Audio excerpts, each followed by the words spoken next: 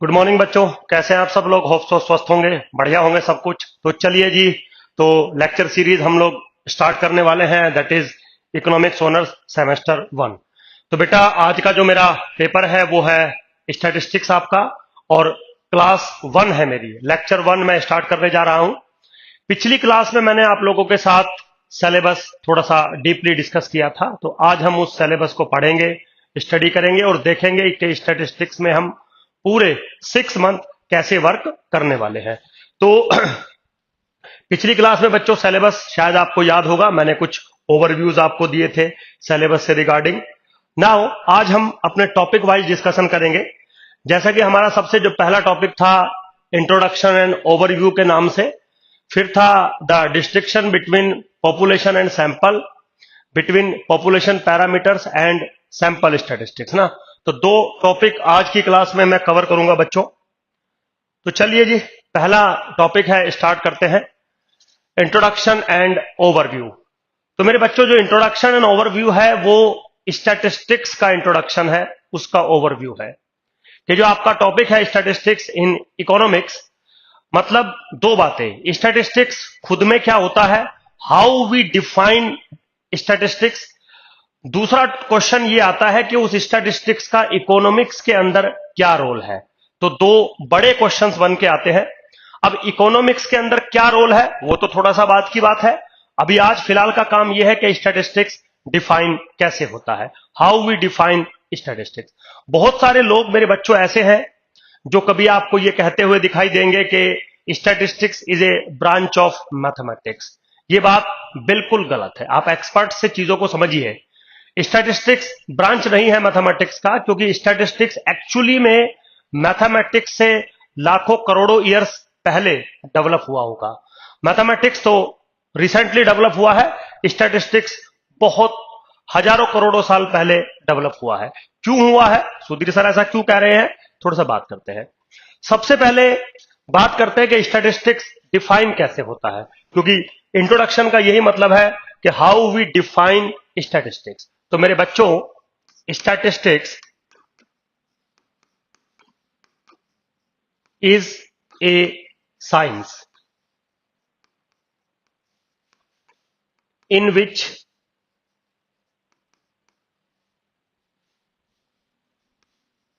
we collect data,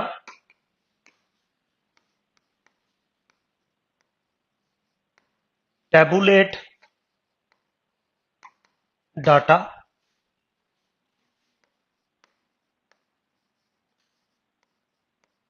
analyzes the data, then gives result। ठीक है मेरे बच्चों, तो सिंपली मैंने स्टैटिस्टिक्स को डिफाइन कर दिया कि स्टैटिस्टिक्स होता क्या है। लेकिन डिफाइन करने का या डेफिनेशन देने का सिंपली ये मतलब नहीं होता है कि 3 लाइनें लिखी और बच्चों खत्म हो गया, नहीं।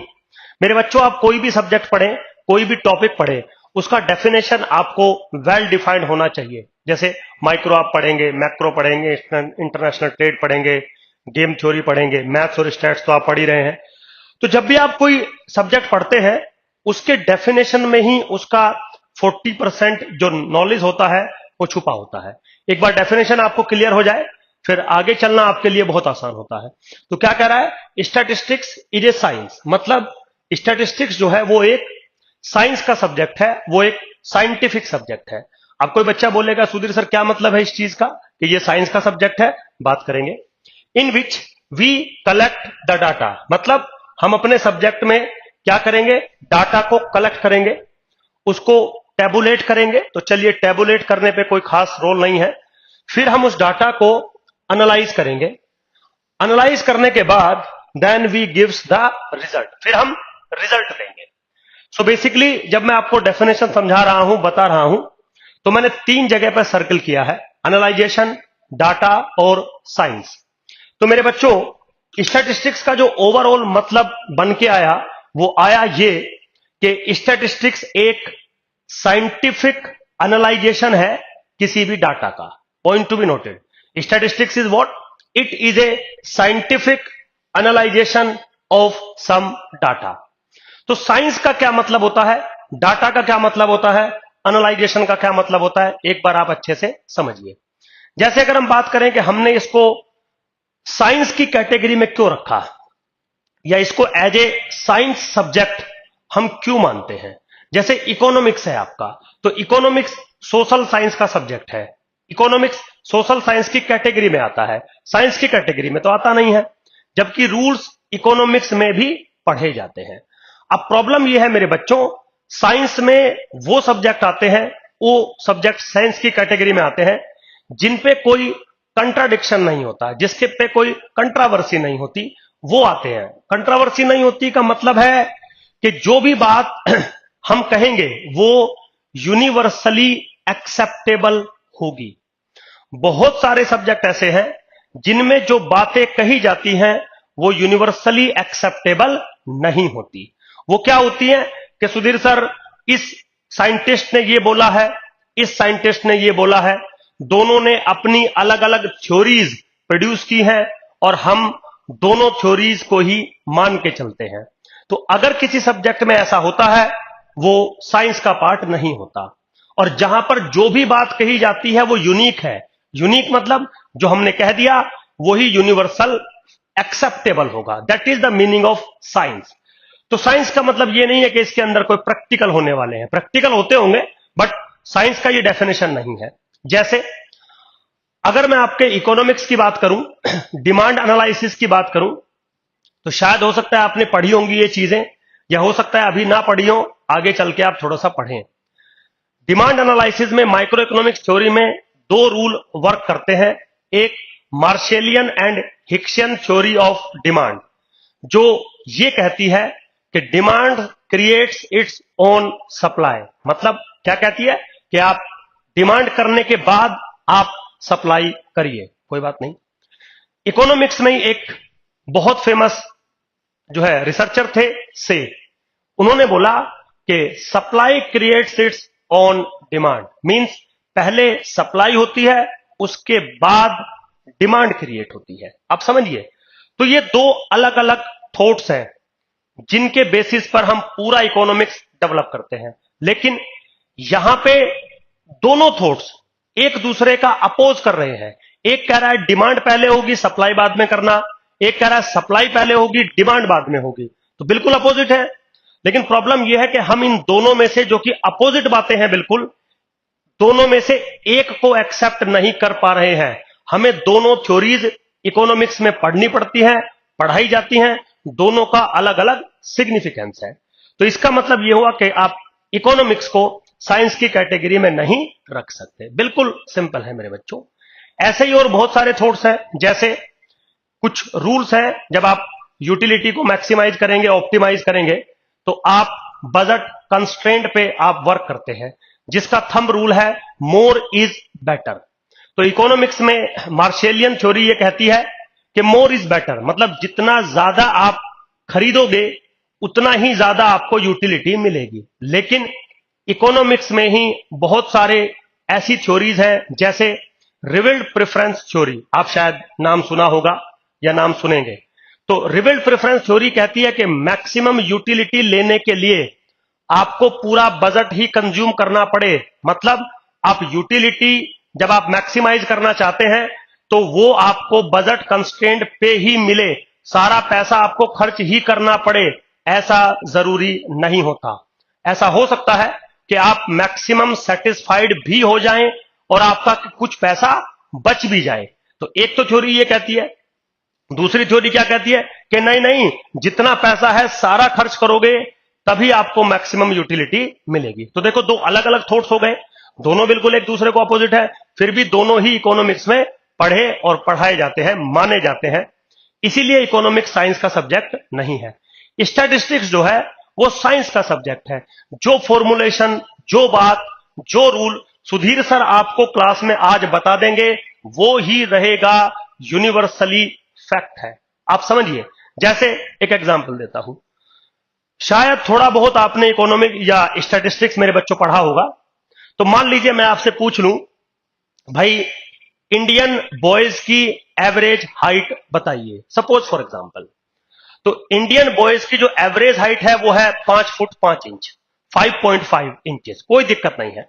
तो 5 फुट 5 इंच अगर आपकी हाइट है, मान लीजिए इंडियन बॉयज का एवरेज हाइट है, तो किसी ने मेरे से पूछा कि सुधीर सर इंडियन बॉयज की आप एवरेज हाइट बताइए। मैंने बोला कि बेटा 5 फुट 5 इंच। आपने बोला सर ठीक है, लेकिन आपने कैसे बताया 5 फुट 5 इंच? तो मैंने बोला कि देखो बेटा, मेरा छोटा भाई है और उसकी हाइट है 5 फुट 5 इंच, तो मेरे को लगता है कि यही इंडिया की एवरेज हाइट है। तो आप पॉइंट को समझिए, जो नंबर है 5 फुट 5 इंच वो तो ठीक है, लेकिन जो सुधीर सर ने एक्सप्लेनेशन दी है कि मेरे भाई की हाइट है 5 फुट 5 इंच, इसीलिए इंडियन बॉयज की हाइट है 5 फुट 5 इंच, ये एक्सेप्टेबल नहीं है और ये शायद आपको भी एक्सेप्टेबल नहीं हो रहा होगा। आप बोल सकते हैं सुधीर सर आपका भाई 7 फीट का होता तो 7 फीट हाइट हो जाती, आपका भाई 4 फीट का डोरेमोन होता तो 4 फुट हाइट हो जाती।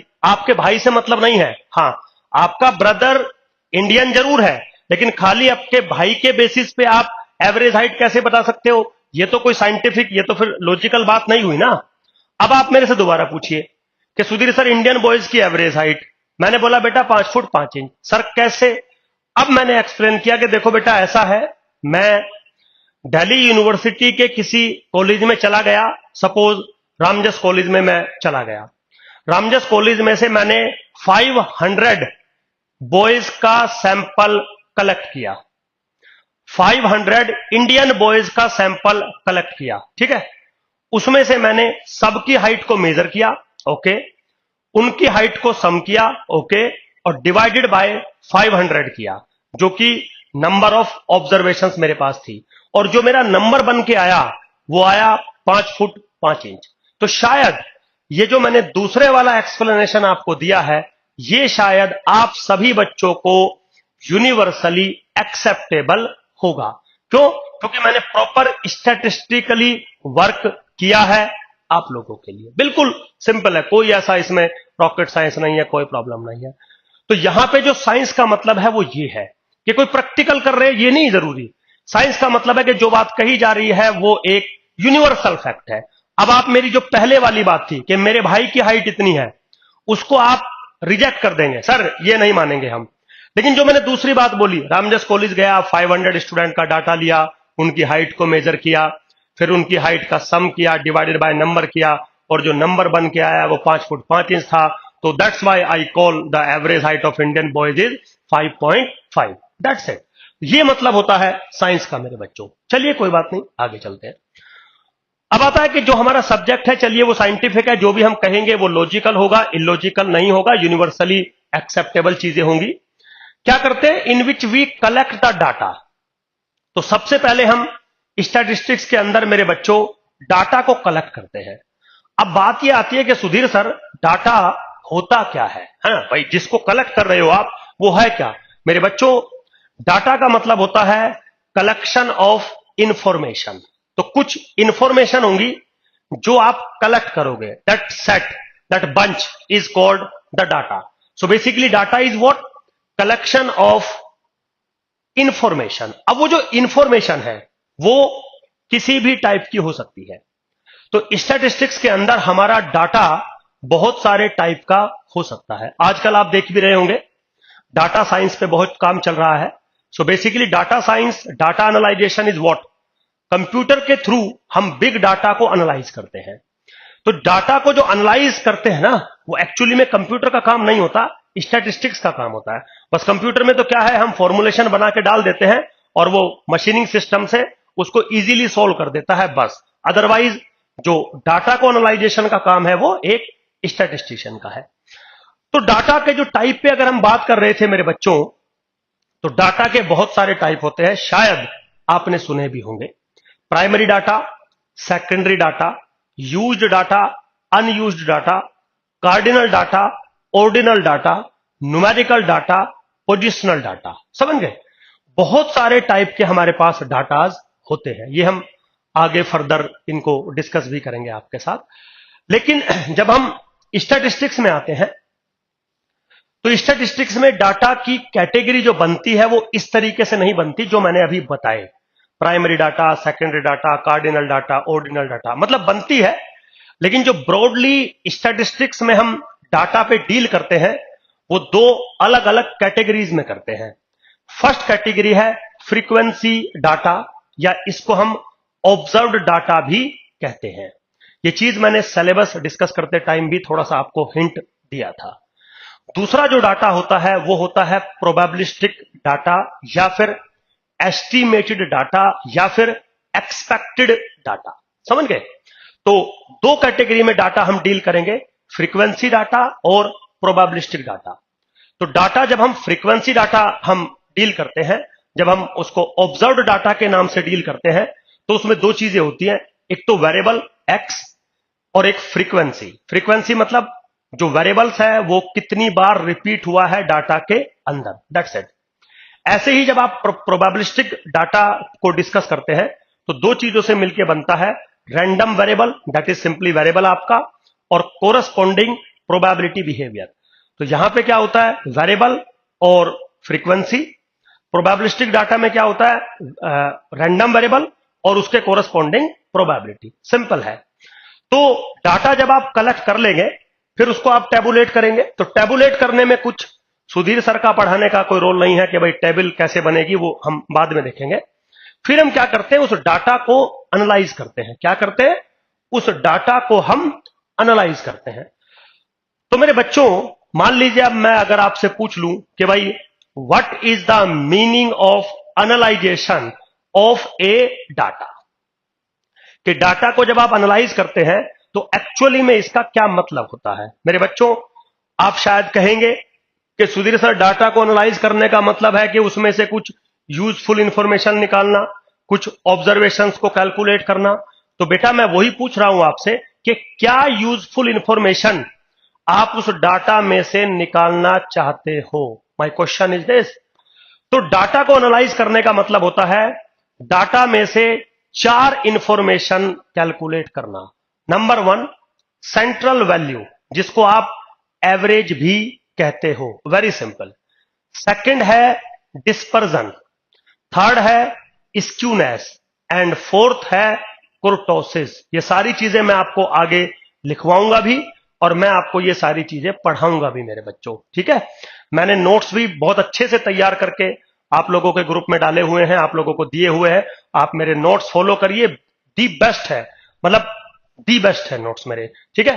तो एनालाइजेशन का मतलब होता है कि डाटा को आप लीजिए, डाटा किसी भी फॉर्मेट में हो, चाहे वो फ्रीक्वेंसी फॉर्मेट में हो, चाहे वो प्रोबेबिलिस्टिक फॉर्मेट में हो, उस डाटा को एनालाइज करिए।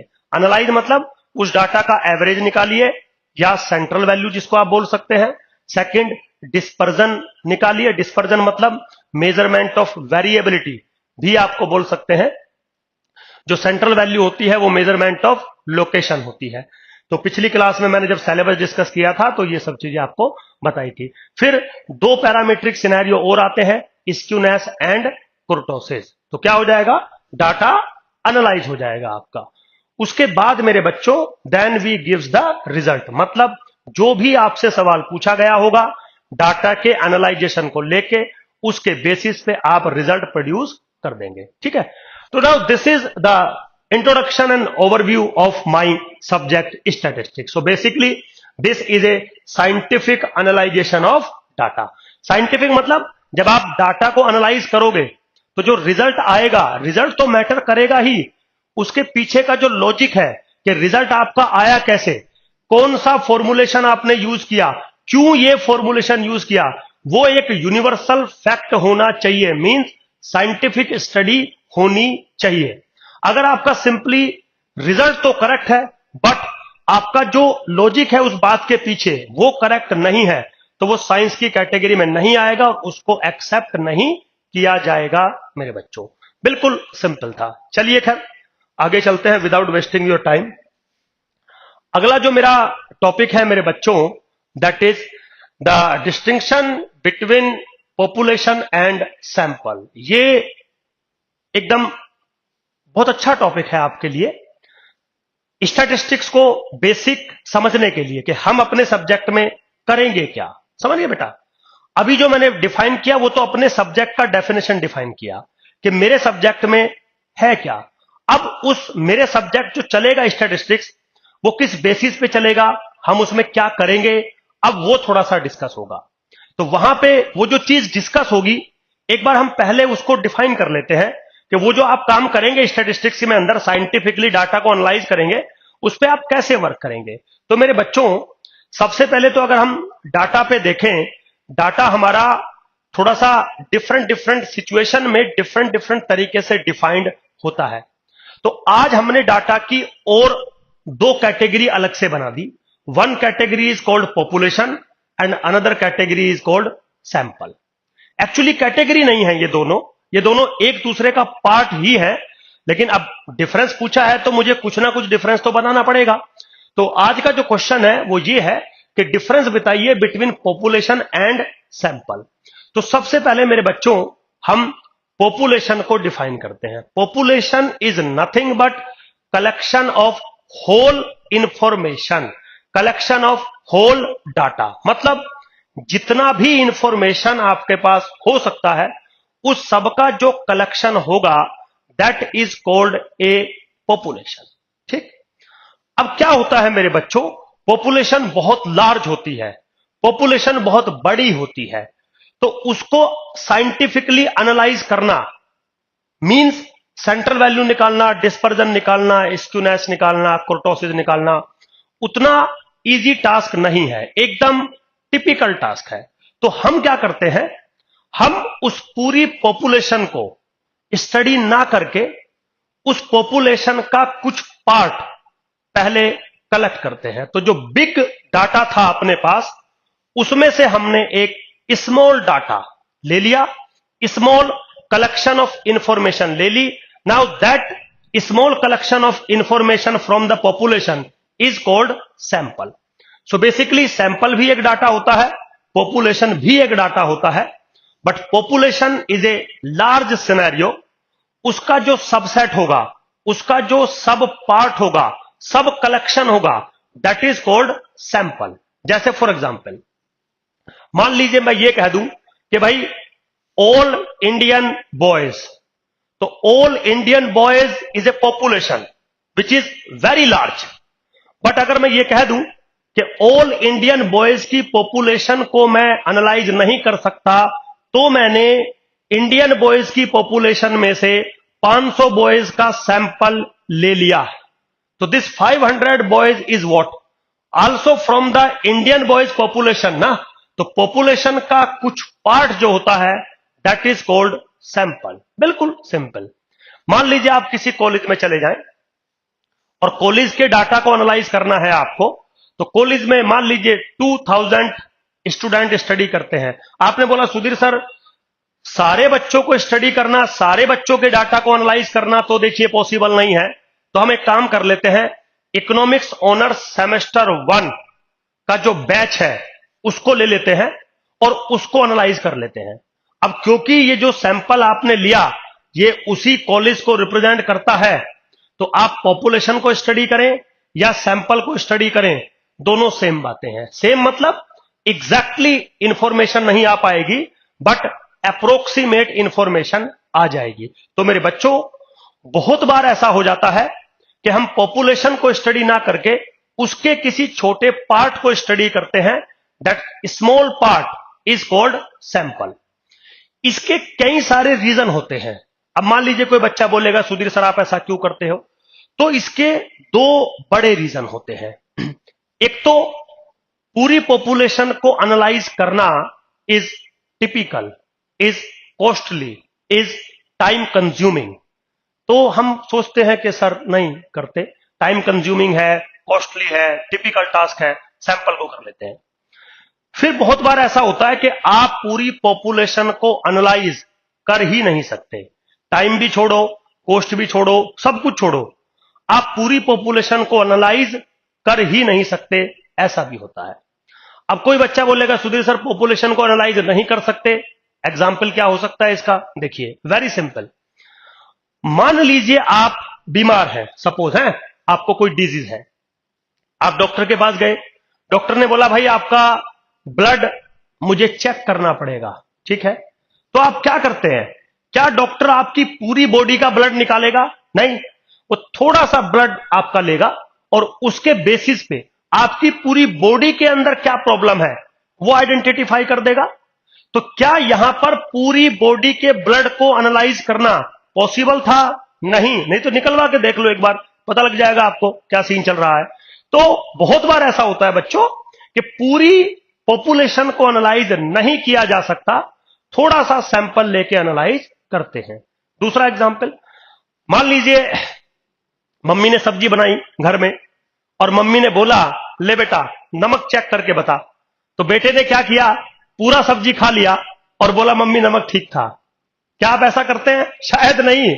आप क्या करते हैं, थोड़ा सा सब्जी लेते हैं, उसको चेक करते हैं, मम्मी नमक ठीक है, बस। तो this is the way of analyzation sample, this is the way of taking sample.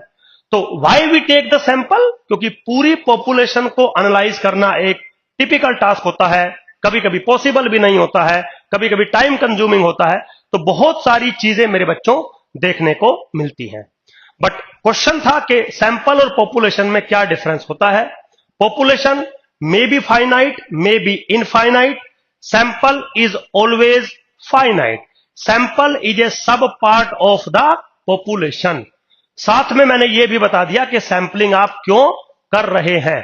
तो जो भी काम, जो भी डाटा को एनालाइजेशन करना होता है वो पॉपुलेशन को करना होता है, लेकिन पॉपुलेशन को हम करते नहीं हैं। किसको करते हैं? सैंपल को एनालाइज करते हैं। क्यों?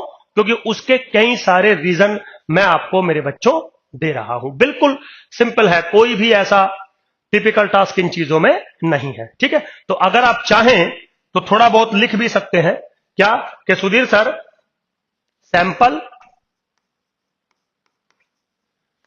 Is sub collection of population.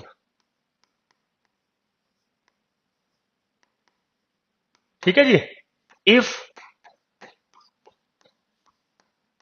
Population size is capital N and sample size is small n, then there are NCN samples. मतलब सिंपल सी चीजें लिखी है मैंने कि अगर मेरी पॉपुलेशन के अंदर कैपिटल N ऑब्जर्वेशंस है, कैपिटल N यूनिट्स हैं, और उसमें से मुझे स्मॉल n ऑब्जर्वेशंस का सैंपल लेना है, तो एक सैंपल नहीं बनेगा, बहुत सारे सैंपल बनेंगे। एक एग्जांपल दे दिया NCN, और ये कोई यूनिवर्सल फैक्ट नहीं है। ये चीज इस बात पे भी डिपेंड कर जाती है कि जो आप सैंपल ले रहे हो वो किस तरीके से ले रहे हो। तो मेरे बच्चों बहुत सारे तरीकों से सैंपल लिया जाता है। शायद आपने नाम भी सुना होगा विद रिप्लेसमेंट और विदाउट रिप्लेसमेंट। तो विदाउट रिप्लेसमेंट इतने बनते हैं, अगर आपको विद रिप्लेसमेंट सैंपल लेना है तो n to the power n आपके सैंपल्स बन सकते हैं, इतने सैंपल बन सकते हैं। बट सैंपल होता क्या है?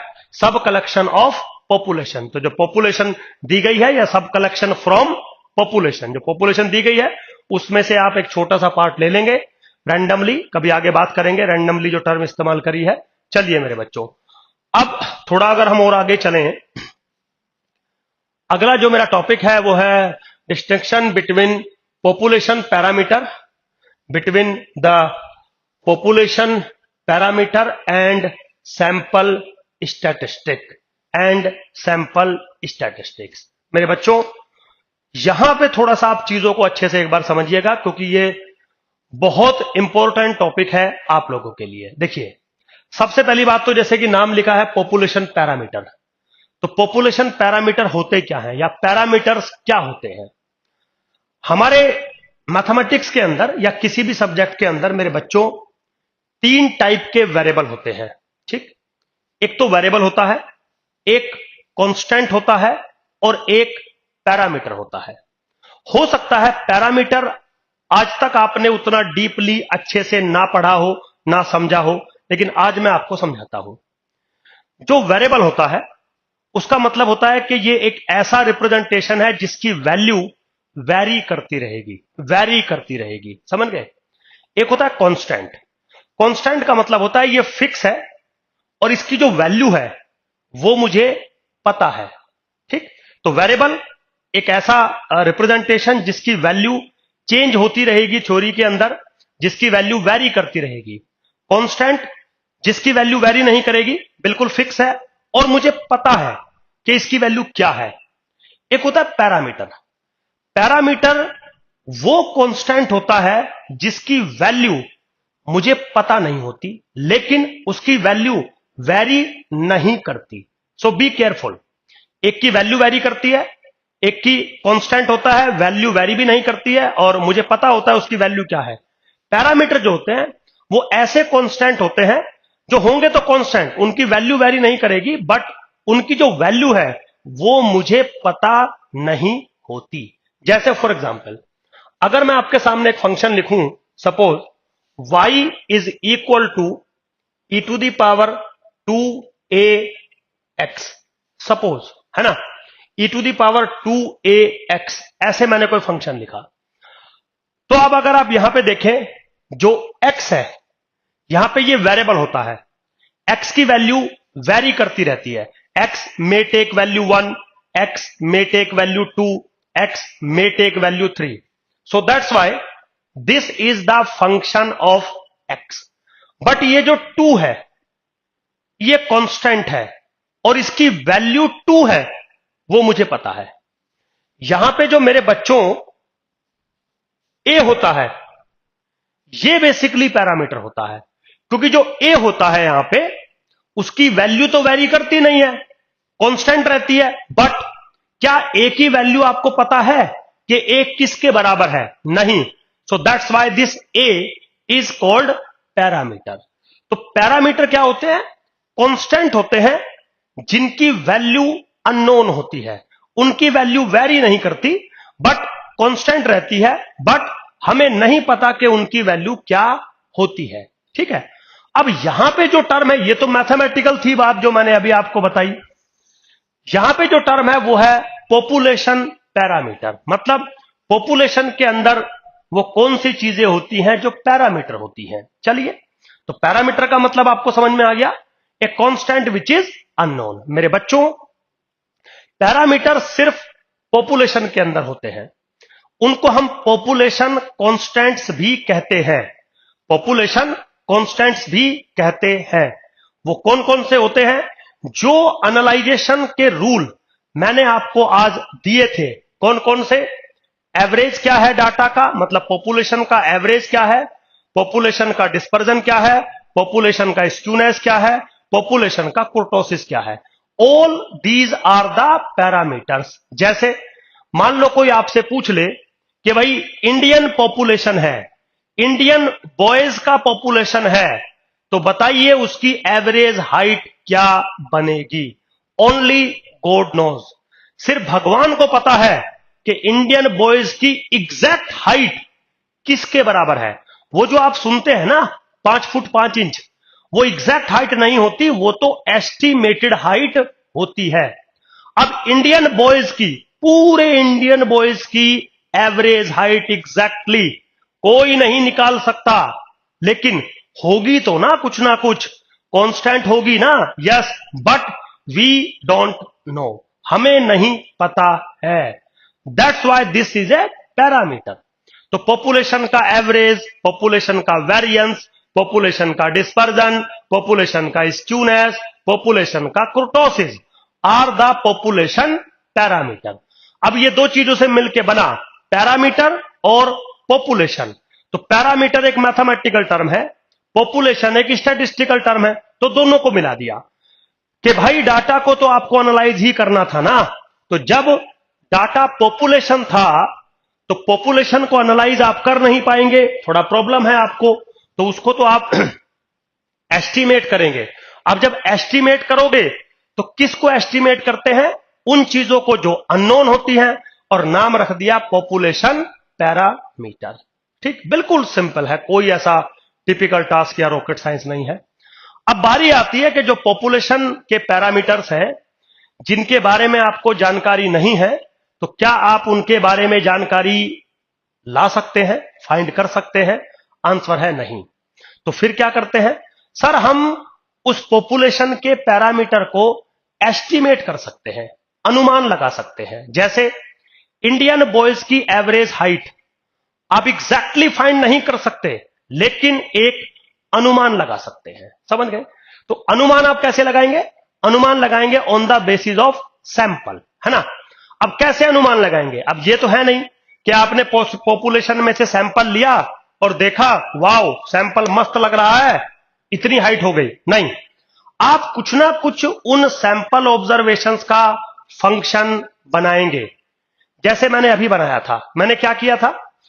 जब आपने पूछा था कि सर इंडियन बॉयज की एवरेज हाइट बताइए, तो इंडिया पॉपुलेशन, उसके बॉयज बहुत सारे, उनकी एवरेज हाइट कोई नहीं बता सकता, लेकिन एक नंबर होगा विच इज ए पैरामीटर। और आपने पूछा सर उसको बताइए, तो मैंने क्या बोला? बेटा देखो बता तो नहीं सकता हूं, लेकिन एस्टिमेशन कर सकता हूं, अनुमान लगा सकता हूं, एक रफ आइडिया आपको दे सकता हूं। आपने बोला सुधीर सर कैसे देंगे आप रफ आइडिया? मैंने बोला देखो बेटा एक काम कर लेते हैं, आप दिल्ली यूनिवर्सिटी के किसी कॉलेज में चले जाइए, सपोज आप हिंदू कॉलेज में चले जाइए, और वहां से randomly, a point to be noted, randomly जो भी 50 बॉयज पहले कॉलेज से बाहर आ रहे होंगे उनको पिक कर लीजिए। कर लिया सर। अब उनकी हाइट को मेजर कर लीजिए। कर लिया sir. x1, x2, x3, x50। Sir आप क्या करें? अब बेटा इन सब की हाइट को ऐड कर दीजिए और डिवाइडेड बाय 50 कर दीजिए। ठीक है? तो जो नंबर बनेगा आपका, दैट इज इंडियन बॉयज का एक्सपेक्टेड, एस्टिमेटेड हाइट। बिल्कुल सिंपल है। लेकिन आपने किया क्या? आपने एक्चुअली में एक फंक्शन बनाया अपने सैंपल ऑब्जर्वेशंस का। सैंपल ऑब्जर्वेशंस का कौन सा फंक्शन बनाया? x1 plus x2 plus x3 plus xn by n। और इस फंक्शन के बेसिस पर आपने इंडियन बॉयज की हाइट को एस्टिमेट किया। मेरे बच्चों, दिस फंक्शन, जिसको आप ऐसे रिप्रेजेंट कर सकते हो 1/n x1 plus x2 plus dot dot xn। Now this function is called sample statistics. Sample statistics. तो बेसिकली सैंपल स्टैटिस्टिक या एस्टिमेटर क्या होता है? सैंपल स्टैटिस्टिक और estimator is nothing but a function of sample observations. तो sample observations आई आपके पास x1, x2, x3, xn, और उनका आपने एक फंक्शन बना दिया जिससे आप पॉपुलेशन की एवरेज हाइट को एस्टिमेट करना चाहते हैं। तो मेरे बच्चों, ऐसे ही कल को हो सकता है आप पॉपुलेशन का वेरिएंस एस्टिमेट करना चाहें, तो पॉपुलेशन का वेरिएंस तो इससे एस्टिमेट होगा नहीं, कि कोई और फॉर्मूला बनाना पड़ेगा आपको। या पॉपुलेशन का स्क्यूनेस आप एस्टिमेट करना चाहें, पॉपुलेशन का कुर्टोसिस एस्टिमेट करना चाहें, तो एग्जैक्टली ये फॉर्मूला तो बनेगा नहीं, कोई और फॉर्मूला बनेगा। नाउ द फॉर्मूला और the function of sample observation is called sample statistics और सैंपल एस्टिमेटर और एस्टिमेटर। समझ में आया? अब बात यह है, कोई बच्चा बोलेगा कि सुधीर सर, जैसे मान लीजिए आपने बोला कि हिंदू कॉलेज में से 50 बच्चे अगर मैं सेलेक्ट कर लूं तो सैंपल ये बनेगा। ठीक है सर, अगर मैं रामजस कॉलेज में से अगर मैं 50 बच्चे सेलेक्ट करता तो क्या सैंपल का जो मीन है वो एग्जैक्टली वही बनता? नहीं बेटा, वो बिल्कुल नहीं बनता, कोई दूसरा बन सकता था। इसका मतलब ये जो सैंपल स्टैटिस्टिक्स आप बना रहे हैं, which is a function of sample observation, इसकी वैल्यूज वेरी कर सकती है, चेंज हो सकती है। इसकी वैल्यूज डिपेंड करेंगी आपने कौन सा सैंपल चूज किया है। That's why the sample statistics और the estimator is treated as a random variable. क्यों? क्योंकि इनकी जो वैल्यूज है वो रैंडमली चेंज होती रहेंगी with respect to the probabilities, with respect to some probabilities. So that's why जो पॉपुलेशन पैरामीटर होते हैं वो कांस्टेंट होते हैं बट अननोन होते हैं। जो सैंपल स्टैटिस्टिक्स होते हैं वो रैंडम वेरिएबल के तरीके से बिहेव करते हैं। ये करते क्या है? ये उस पॉपुलेशन के पैरामीटर को एस्टिमेट करते हैं, उसके बारे में ये अनुमान लगाते हैं कि भाई हमें ये लगता है कि इसकी वैल्यू अप्रोक्सीमेटली इतनी होगी। तो मेरे बच्चों, जो स्टैटिस्टिक्स का मेरा एम था, जो स्टैटिस्टिक्स का मेरा काम था, वो क्या था? किसी भी डाटा को एनालाइज करना। तो जब आप पॉपुलेशन को एनालाइज करते हैं तो पॉपुलेशन एनालाइज हो नहीं पाता, वो एनालाइज होता है in terms of the corresponding parameter which is a constant but unknown. तो अगला सवाल ये आता है कि क्या हम इस पैरामीटर को फाइंड कर सकते हैं? नहीं, हम इस पैरामीटर को सिर्फ और सिर्फ एस्टीमेट कर सकते हैं। तो एस्टीमेट किससे करते हैं? सैंपल के बेसिस पर करते हैं। और सिर्फ सैंपल को देखना नहीं होता, सैंपल ऑब्जर्वेशंस का एक फंक्शन हम क्रिएट करते हैं और उस फंक्शन से हम पॉपुलेशन के पैरामीटर को एस्टीमेट करते हैं। फिर और बहुत सारी बातें करेंगे मेरे बच्चों। आज तो सिर्फ ये पूछ रहा था हमसे कि भाई दोनों के बीच में क्या डिफरेंस होता है। फिर मैंने बोला कि ये जो सैंपल का जो स्टैटिस्टिक है, इसकी वैल्यू चेंज होती रहेगी रैंडमली, और वो रैंडमली इस बात पे डिपेंड करेगी कि आपका सैंपल क्या लिया गया है। तो your sample statistics like this is treated as a random variable. तो रैंडम वेरिएबल हमारे आगे के टॉपिक्स हैं जिन पे हम आपको अच्छे से समझाएंगे, पढ़ाएंगे। लेकिन यहां पे जब हम डिफरेंस की बात करते हैं तो डिफरेंस मैंने आपको थोड़ा सा डिफाइन किया। तो काम यही है मेरी स्टैटिस्टिक्स का कि हम साइंटिफिकली अपने डाटा को एनालाइज करते हैं। चलिए मेरे बच्चों, खैर होप सो आपको चीजें थोड़ा समझ में आई होंगी। Thank you very much. मिलते हैं नेक्स्ट क्लास में। बाय।